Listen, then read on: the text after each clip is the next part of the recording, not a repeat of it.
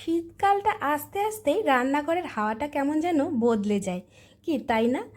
নতুন নতুন নানান রঙের কত সবজি আসে এই সময় বাজারে, আর এই সব সবজি যখন রান্নার উপকরণ হয়ে ওঠে খাবারের স্বাদকে আরও কয়েক গুণ বাড়িয়ে দেয়।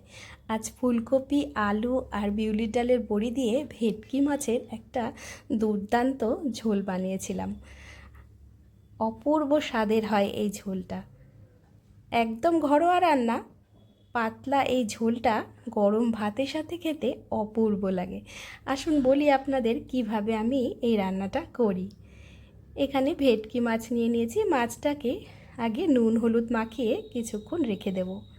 নুন হলুদটা দিয়ে মাছের গায়ে খুব ভালো করে মাখিয়ে খানিকক্ষণ রেখে দিয়েছি।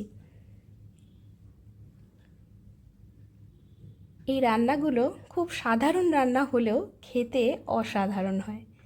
একটা ছোট বাটি নিয়েছি, এর মধ্যে কিছু গুঁড়ো মশলা নেব। 2 চামচ দিয়েছি ধনে গুঁড়ো, 1 চামচ দিলাম ঝাল লঙ্কার গুঁড়ো, হাফ চামচ হলুদ গুঁড়ো দিয়েছি, আর 1 চামচ দিয়েছি কাশ্মীরি লাল লঙ্কার গুঁড়ো।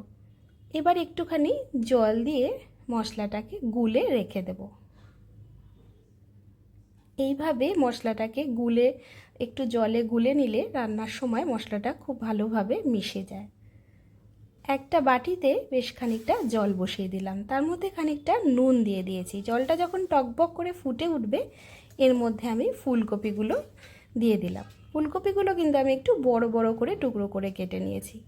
গ্যাসের ফ্লেমটা কিন্তু হাই ফ্লেমেই থাকবে। একদম হাই ফ্লেমে 2 থেকে 3 মিনিট মতো একটু ফুটিয়ে নিয়ে তারপর কপিগুলোকে তুলিয়ে জল ঝরিয়ে নিয়েছি। এবার কড়াই বসিয়ে দিলাম।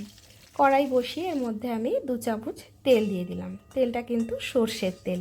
বড়িগুলোকে প্রথমে ভেজে নেব। বড়িগুলোকে একটু লাল লাল করে আগে ভেজে তুলে নিয়েছি। এবার এই তেলের মধ্যে আরও 2 চামচ তেল দিয়ে দিলাম। মাছটাকে ভাজতে হবে। তেলটা গরম হলে এর মধ্যে আমি একটু নুন দিয়ে দিয়েছি। মাছ ভাজার সময় তেলে এইভাবে একটুখানি নুন দিয়ে দিলে তাহলে মাছগুলো আটকে ধরে না কড়াইয়ের সাথে।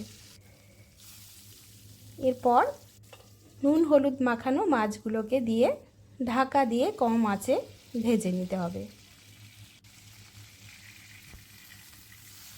ভেটকি মাছ যেহেতু একটু নরম হয় তাই খুব সাবধানে আস্তে আস্তে উল্টে দিতে হবে।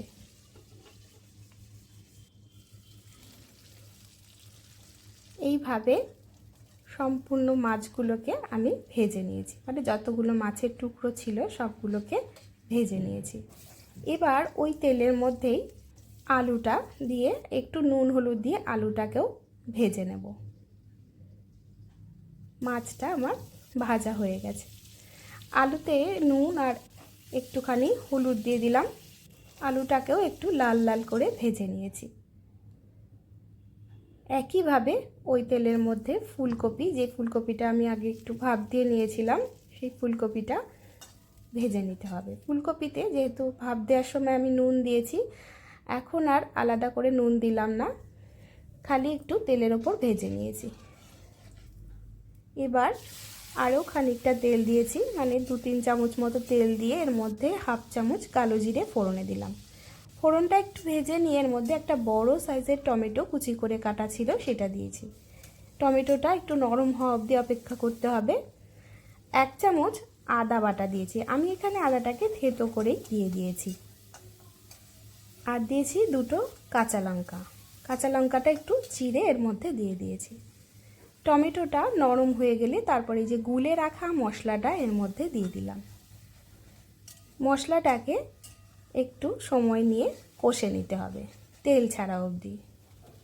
মশলা থেকে তেল ছেড়ে এলে ভেজে রাখা ফুলকপি আর আলুটাও এর মধ্যে দিয়ে দিয়েছি। মশলার সাথে একটু আলু ফুলকপিটাকেও কষে নিতে হবে। ভালো করে মিশিয়ে নেওয়ার পর এখানে গরম জল দিয়েছি আমি। এমনভাবে জলটা দিতে হবে যাতে আলু আর ফুলকপিটা ডুবে থাকে। এরপর ঢাকা দিয়ে কিছুক্ষণ রান্না করে নেব যাতে আলু আর ফুলকপিটা একটু সেদ্ধ হয়ে যায়।